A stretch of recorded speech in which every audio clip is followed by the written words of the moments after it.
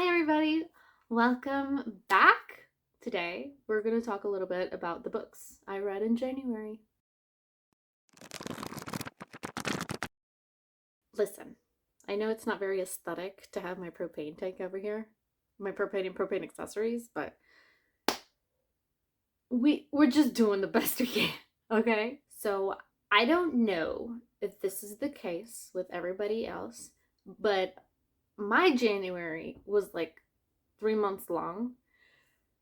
So I'm going to go in the order that I read these books, but honestly, this month was rough. This month was rough, okay? Just chaos after chaos after chaos, but the Lord took care of us. Everything's okay. But, it's hard to remember things when it feels like you read them 7 years ago, especially this first book that I read in January that I hated. We're gonna be nice. Okay, we're gonna be nice. I picked this up totally randomly at my library. It's a YA. I thought the cover was like, I was like, oh, what's that? Okay, it's senior year of high school, y'all. Some of you, like me, you gotta really think back. Okay, think back to those years where you're applying for colleges, if that was your thing. And this group of girls, their thing is, everybody calls them the Ivies. They're each applying to a different Ivy League. And it's just about this group of girls that'll do anything to get into their Ivy. So the whole point is that each of them applies to a different Ivy League because there's less likely, the Ivy League is less likely to accept multiple people from the same high school, except somebody applied to Harvard secretly, and she showed up dead. So it's like, who killed her? Who was willing to murder her because she applied to Harvard and she got in? And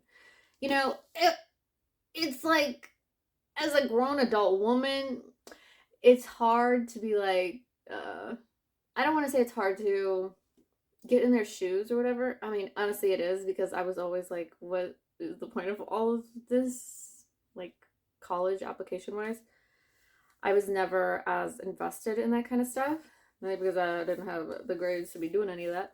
It was intriguing enough to get my attention. I finished the book. I haven't told you what I did yet, but I did finish it. And it was just like intriguing enough to keep going along if you're into just like a YA. I don't want to say thriller, but I guess it was a thriller, mystery. I wanted to know who did it. But listen, the more I think about this book, the more upset I got with it. I gave this one star, and I never do that, especially for books that I finish, because I feel like, hey, I finished it, so I should get at least a 2. But then the more I thought about it, I was like, then I'll never give a book 1 star because I don't rate books I DNF. So listen, sometimes a book just deserves what it gets. So I gave it 1 star. Look,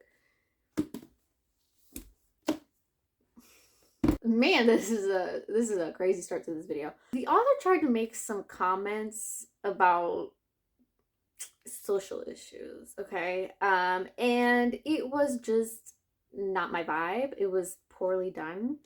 And at first, I kind of just skimmed through it because it was occasional, and it really didn't.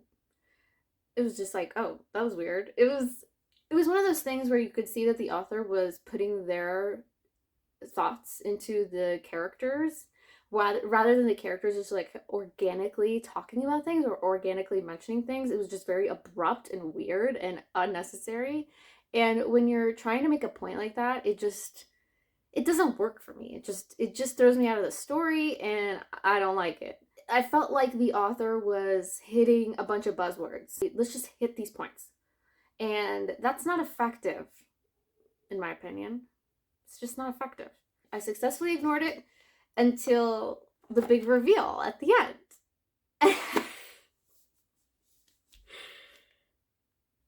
The entire story is about somebody getting killed because they got into Harvard.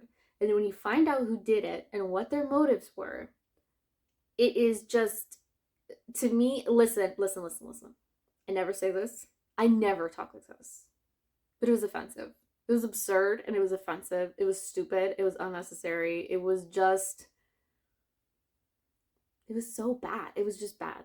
I felt like it was virtue signaling and I just hated it all. Let's move along. Okay, let's keep going. Because my next read was The Last Word by Taylor Adams. And listen, 4 stars. This was good. This was a good thriller. This book had me on the edge of my seat. I was just like, what is going on? I read No Exit back in 2020 and I enjoyed it. I gave it 3 stars. I wasn't crazy about it. And the reason I wasn't too crazy about it was because it took place all in one night. And I think because of that, it kind of dragged on a little bit for me. But this is no example. But The Last Word was kind of like that in a way, but not a lot. So a huge chunk of the book does take place over like one night, over one span of time. And that kind of dragged on a little bit for me. I'm realizing I don't really like that in books. But it wasn't bad. It was fun. Okay, what is this? So if you don't know the concept of this book, I should probably tell you that. Girl reads a book, leaves a 1 star, and the author comes after her. Okay? She's in a secluded beach house. She's taking care of somebody's house for them. And he finds her. Okay? And he's upset because he worked hard on that book. And authors don't deserve to get one. Oh my gosh. Alexa, Donne, please. Please don't come for me. I thought it was really well done. I found it so hard to put down. It's one of those books where you can't find a good stopping spot. Okay? You're reading it. First of all, I read it before bed and it was just like not good. It was just too suspenseful to be reading before bed. But I could not find a good time. I'm like, okay, after this chapter, nope. After this chapter, ooh, every chapter ends at such a good spot that you just have to keep going. Were there maybe 1, 2, or 3 too many plot twists in this one? Sure, maybe. I mean, yeah, probably. But it's fine. It's fun. You know, go into it, suspend your disbelief, just be ready for a ride, a good ride. A good, thrilling ride. Okay? This is kind of like where the rest of the month just started to just like, it just kind of like, I listened to Icebreaker by Hannah Grace. And I gave it 2 stars. This was a book that I should have DNF'd. I should have DNF'd. I had no business finishing the book, to be honest with you. It's a girl figure skater, boy hockey player. Some shenanigans happens and they gotta share the ice. Listen, I don't know. That sounded like amazing to me. Maybe it's because of, anybody remember Go Figure, the DCOM? I don't know why I thought that would be the vibes, because that movie is not at all anything, the plot of that wasn't anything like this book.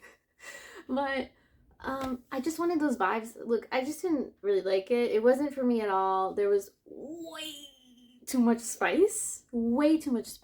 And I skip over that stuff, and I was just like fast forwarding the audiobook constantly because it was so excessive. You know, like 2 scenes in a book, whatever, I'll just skip it. But this was so excessive, and I should have known that from the start that it was going to be excessive, because sometimes in books, you just by the way that like the characters are thinking and their behavior at the beginning of the book, you can kind of tell, okay, this is gonna be spicy. But I ignored that feeling. I shouldn't have ignored it, honestly. It just wasn't for me. I feel like so much happened, and at the same time, nothing happened.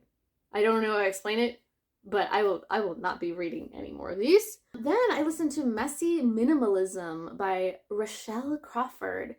You know, I'm always looking for a book that inspires me to just get productive, clean up, declutter. And this one wasn't great. I gave it 2 stars. I just felt like it was a lot of anecdotes and not enough good, new, fresh advice. It wasn't really anything. I honestly can't even remember can't even remember it. It just like was very forgettable. There wasn't anything too new in it that I felt like I could implement. Sorry, but I gave it 2 stars. I mean, it got an extra star because it was like, I was interesting enough. Like, it was, there were some times where I chuckled, but I don't know. There's better productivity decluttering books out there. Next up was The Echo Wife by Sarah Gailey. This book, listen. This book I gave 3 stars. I'm a little bit conflicted about this book because the whole time I was like, pretty much the entire time I was reading it, I was like, okay, no, listen. Okay, let me tell you what's about it. The premise of this book has so much potential, okay? We're talking about a scientist woman makes a genetically cloned replica of herself who's patient and kind and obedient in everything she is. And that clone is having an affair with her husband, her ex-husband. And now he's dead. And her clone are cleaning up this mess. What? And the back calls it like a mystery several times, magical mystery. This is not, there's nothing mysterious about this. It is suspenseful, and it's just, I mean, doesn't that sound so insane? Like, it's so intriguing. It has so much potential. And honestly, I just feel like it didn't, that's why I gave it 3 stars. I just felt like it didn't live up to that potential. So we're like, 3/4 of the way into the book, and I'm like, wait, we're still doing this? Like, I just was waiting for more and more and more, and it wasn't coming to me. The story just wasn't quite what I thought it was going to be, and it went in this direction that I wasn't expecting, and it made some commentary that I wasn't expecting. I wasn't really ready for it, and I didn't particularly enjoy it. Not that it was bad commentary, it just was, I just didn't think that's what this book was about. But honestly, it was like a quick read. It goes by fast, and it's very, very intriguing. I have read reviews that say that the science in this is just pure buffoonery, but as an English major who knows nothing about science or mathematics, it went right over my head. I didn't miss anything. You could tell me anything about science in a book like this, and I'm just like, oh, that's how you clone? Okay, yep, that makes sense. That adds up. Not really for me, but still great. Now, the last book I read this month, I'm actually like really excited about. I'm really excited about this one because this was my first Christian romance that I've ever read. I read Truth is a Whisper by Mandi Blake. This is the first book in the Wolf Creek Ranch series, and I gave it 4 stars. Look at me, reading Christian romance. Very, very different from Icebreaker to this. And I think I'm going to just stay over here on this side. This was actually not even just my first Christian romance. This was my first Christian book, period. And I loved it. You kick off with a scene that happened 6 years ago where the main girl... I can't even remember. What's her name? I can't remember names. Listen, I really did like this book, but I just can't remember names for the life of me. What's his name? Jameson. Okay, Avery Jameson. So the book kicks off with a scene of something that happened 6 years ago, and it was Ava visiting her grandparents' ranch, and she's, leaving, and it's her last moment at the ranch, and she had developed this connection with this guy there named Jameson. And so now, fast forward to 6 years, they haven't spoken. She's back at the ranch. They still have these like feelings for each other, and it was just really cute, She's from Denver, I think, and she's just like leaving the city to go back to the ranch, go see her grandfather, and just being at the ranch was such a good vibe. It was so nice. It's just like so small town vibey. Just everybody's very sweet. There was a lot of really good moments of looking to God and praying, and Bible verses that they see around the ranch, and it's the story about her also coming to faith. He's strong in his faith, and it was just a really sweet story. There were some twists in there that I wasn't expecting, and so that led to some more suspenseful moments, and it was good. It was fun. It was very easy read. My only gripe with this was that the romance was a little too quick for me, and I'm just not that kind of girl. Okay, the 6 years ago they spent a couple weeks together, and they had all these strong feelings for each other. And now 6 years later, they're still thinking about each other, and it's kind of like I wish there was a little bit more development in their relationship. I wish we could have seen them really fall in love for the first time, rather than like there were still lingering feelings after so much time. But you know, that happens. It happens. It didn't feel unbelievable to me. I definitely will continue with the series, and I plan on trying more Christian fiction. I do have my TBR, my first TBR, not just on the channel, but ever, okay, coming out, and I have quite a few Christian reads on there. I'm just really excited to be diving more into Christian reads. I feel like that's something that I could really enjoy reading, and that'll be better for me. So we'll see how February goes with all that. I hope this year can be just like a wonderful year for new Christian reads. Those are the 6 books I read in the month of January to kick off my year. Quantity-wise, very good for me. Quality-wise, we can do better. So hopefully February will be better in terms of reading, in terms of life, in terms of everything. Because, woo! January was a ride. Thank you for hanging out with me. Let me know how your reading month went. I hope your January was beautiful, and that's that. God bless you always, and I'll see you guys next time. Bye.